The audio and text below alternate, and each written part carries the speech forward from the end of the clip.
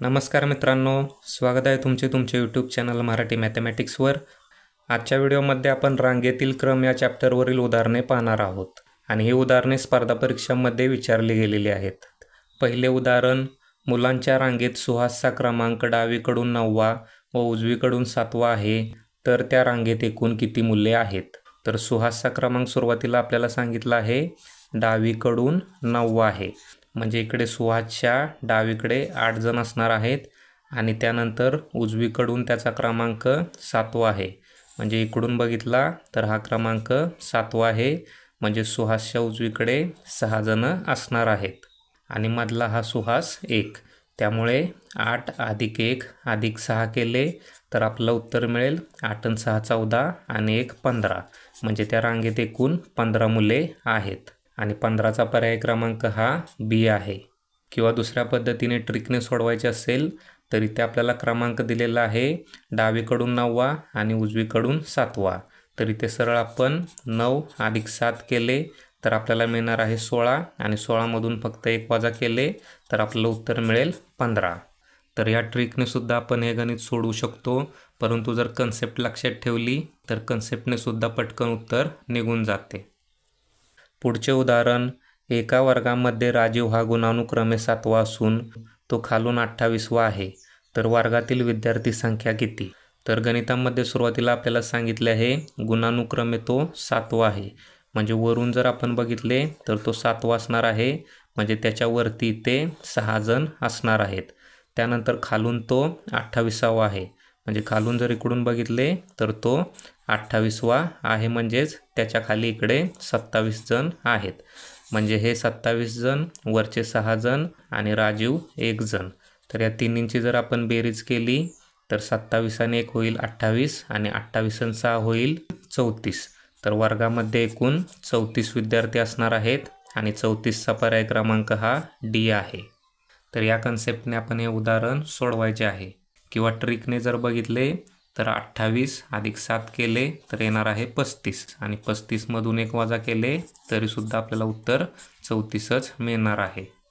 पुढचे उदाहरण, एका रांगेत एकूण 151 मूल्ये आहेत, तर मध्यभागी असलेल्या मुलाचा क्रमांक किती? तर इथे गणितामध्ये जी आपल्याला संख्या दिलेली आहे म्हणजे एकूण मुले, ते आपण लिहून घ्यायचे आहेत 151 आणि त्यामध्ये 1 मिळवायचा आहे आणि त्याला भागिले 2 हे करायचे आहे। त्यानंतर 151 + 1 केले तर होणार आहे 152 आणि छेदस्थानचे 2 आहे तसे लिहिले। त्यानंतर 2ने जर भाग लावला तर 2 × 2 = 2 × 7 = 14, परत राहिला 1 झाले 12, त्यानंतर 2 × 12, त्यामुळे इथे आपल्याला मध्यस्थानी असणाऱ्या मुलाचा क्रमांक मिळाला 76 आणि 76चा पर्याय क्रमांक हा बी आहे। तर या ट्रिकने आपण हे गणित सोडवू शकतो। इथे मध्यस्थानी जो मुलगा आहे त्याचा क्रमांक 76वा आहे, म्हणजे याच्या अलीकडे मुलं असणार आहेत ती म्हणजे 75 आणि याच्या पलीकडे मुलं असणार आहेत ती सुद्धा 75, म्हणजे 75 + 1 + 75। तर या प्रकारे जरी आपण केले तरी आपल्याला तेच उत्तर मिळणार आहे, म्हणजे 75 मुले आणि त्यानंतर 76वा मुलगा हा मधला मुलगा असणार आहे आणि रांगेत एकूण मुले 151 आहेत। पुढचे उदाहरण, मुलांच्या रांगेत अनिकेतचा एका टोकाकडून 25वा क्रमांक आणि दुसऱ्या टोकाकडून 27वा क्रमांक आहे, तर त्या रांगेत एकूण मुले किती? तर सुरुवातीला आपल्याला सांगितले आहे एका टोकाकडून 25वा क्रमांक, म्हणजे या टोकाकडून जर आपण बघितले तर 25वा क्रमांक म्हणजेच त्याच्या अगोदर इकडे 24 जण असणार आहेत।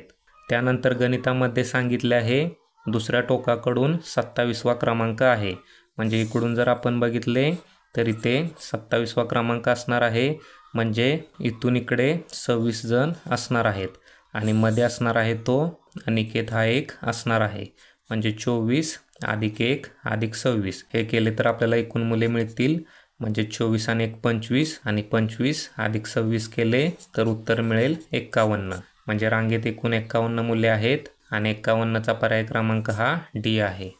पुढचे उदाहरण, मुलांच्या एका रांगेत 31 मुले आहेत, राहुलचा क्रमांक सुरुवातीपासून 17वा आहे, तर त्याचा शेवटून कितवा क्रमांक असेल?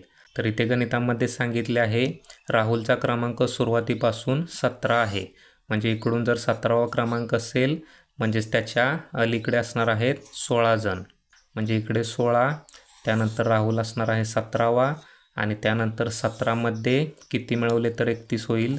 म्हणजेच 31 वजा जर 17 केले तर इथे 11मधून 7 गेले उरले 4, त्यानंतर इथे 3मधून 2 गेले उरले 1, म्हणजे इथे आपल्याला मिळाले 14. म्हणजे इकडे राहुलच्या पुढे 14 जण असणार आहेत. म्हणजेच शेवटून राहुलचा 15वा क्रमांक येणार आहे. म्हणजे ही 14 जण आणि 14 नंतरचा 15व्या क्रमांकाला राहुल आहे, त्यामुळे इथे आपल्याला 15 उत्तर मिळाले आणि 15चा पर्याय क्रमांक हा ए आहे. इथे जर आपण पडताळ्यासाठी यांची बेरीज केली तर आपल्याला 16 अधिक 1 17 मिळेल आणि 17 आणि 14 केले तर इथे आपल्याला 31 मिळेल. म्हणजे एकूण रांगेत मूल्य होती 31, ते इथे आपल्याला पडताळ्यानुसार मिळून जाईल. म्हणजे आपण हे उत्तर काढलेले बरोबर आहे. पुढचे उदाहरण, एका धावण्याच्या शर्यतीत अमरच्या पुढे 7 स्पर्धक होते. अशोक अमरच्या मागे 4था होता. अशोकचा शेवटून 8वा क्रमांक होता, तर शर्यतीत एकूण स्पर्धक किती? तर सुरुवातीला आपल्याला गणितात सांगितले आहे अमरच्या पुढे 7 स्पर्धक होते. म्हणजे 7 नंतर 8वा असणार आहे तो अमर असणार आहे. त्यानंतर सांगितले आहे अशोक अमरच्या मागे 4था होता. म्हणजे इथे अशोक आहे तो अमरच्या मागे 4था होता. म्हणजे इथे अशोक आणि अमरच्या मध्ये 3 मुले आणि त्यानंतर अशोक. आणि शेवटला सांगितले आहे अशोकचा शेवटून 8वा क्रमांक होता. शेवटून 8वा क्रमांक म्हणजे इकडे अशोकच्या नंतर 7 जण होते.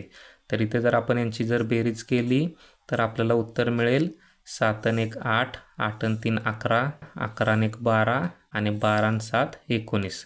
तर शर्यतीत एकूण 19 स्पर्धक होते आणि 19चा पर्याय क्रमांक हा ए आहे.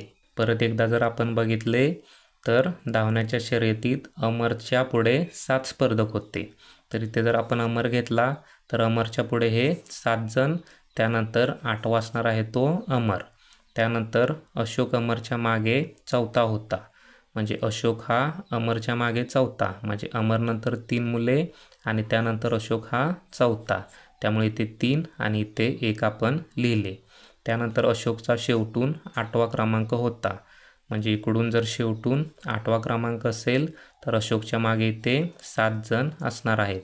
तर या प्रकारे आपण हे अंक घेतले आणि त्यानंतर त्यांची बेरीज केली तर त्या शर्यतीतले एकूण स्पर्धक आपल्याला मिळून गेले 19. पुढचे उदाहरण, एका रांगेत जेवढे विद्यार्थी आहेत तेवढ्याच रांगा आहेत. निलेश मधल्या रांगेत मध्यभागी उभा असून त्याचा क्रमांक 11वा आहे. तर रांगेत एकूण मुले किती? तर सुरुवातीला आपण मधली रांग बघितली तर मधल्या रांगेत सुद्धा मध्यभागी आहे तो म्हणजे 11व्या नंबरला आहे. म्हणजे निलेशच्या अगोदर 10 मुले असणार आहेत आणि निलेशच्या नंतर 10 मुले असणार आहेत आणि मधी 1 हा निलेश असणार आहे. म्हणजे 10 आणि 10 20 आणि 21. तर रांगेत एकूण 21 मुले असणार आहेत आणि रांगेत जेवढी मुले आहेत तेवढ्याच रांगा आहेत. म्हणजे इकडे आपण उभ्या जर बघितल्या तर या प्रकारे टोटल 21 रांगा असणार आहेत आणि रांगेत मुले आहेत ती सुद्धा 21 आहेत. त्यामुळे ते आपल्याला चौरस मिळेल 21/21चा.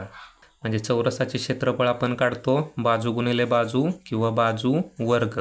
त्यामुळे ते 21 गुणिले 21 केले तर आपल्याला मिळणार आहे उत्तर 441. म्हणजे त्या रांगेत एकूण 441 मुले असतील आणि 441चा पर्याय क्रमांक हा ए आहे. तर या प्रकारे सुरुवातीला आपण एका रांगेतील मुले काढली, ते आली 21 आणि जेवढी मुले होती तेवढ्याच रांगा होत्या.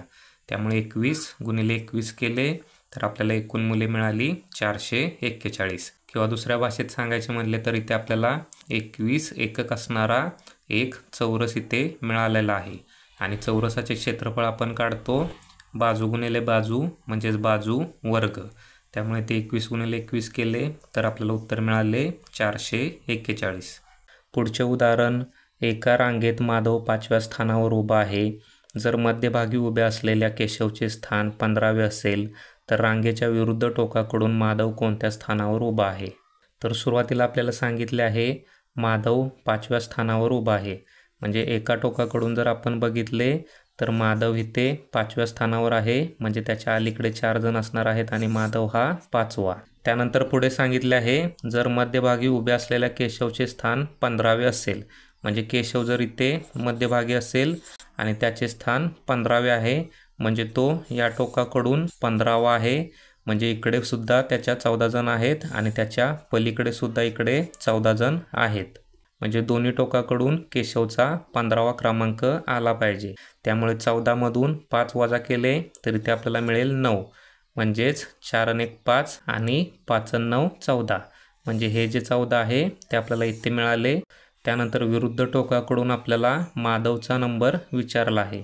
त्यामुळे हे 14 आणि 1 15, 15 आणि 9 24 आणि 24 नंतर 25व्या क्रमांकावर हा माधव असणार आहे आणि 25चा पर्याय क्रमांक हा सी आहे.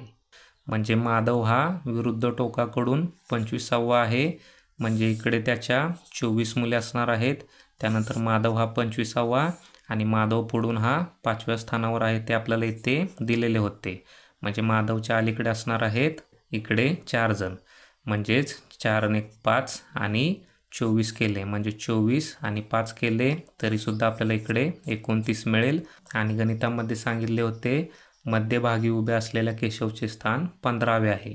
म्हणजे इकडे 14 इकडे 14 आणि मध्यभागी असणारा केशव 15वा. म्हणजे 14 अधिक 14 28 अधिक 1 29. तर या प्रकारे सुद्धा आपल्याला एकूण मुले रांगेतील 29च मिळतील. म्हणजे जे आपण उत्तर काढलेले आहे ते बरोबर उत्तर आहे. या चॅप्टरवरील तुम्हाला जर अजून उदाहरणे पाहायची असतील तर डिस्क्रिप्शन बॉक्समध्ये प्लेलिस्टची लिंक आहे, तिथून तुम्ही व्हिडिओ पाहू शकता. हा व्हिडिओ तुम्हाला कसा वाटला ते खाली दिलेल्या कमेंट बॉक्समध्ये कमेंट करा. व्हिडिओ आवडला असेल तर लाईक करा, शेअर करा आणि चॅनलला सबस्क्राईब करा. धन्यवाद.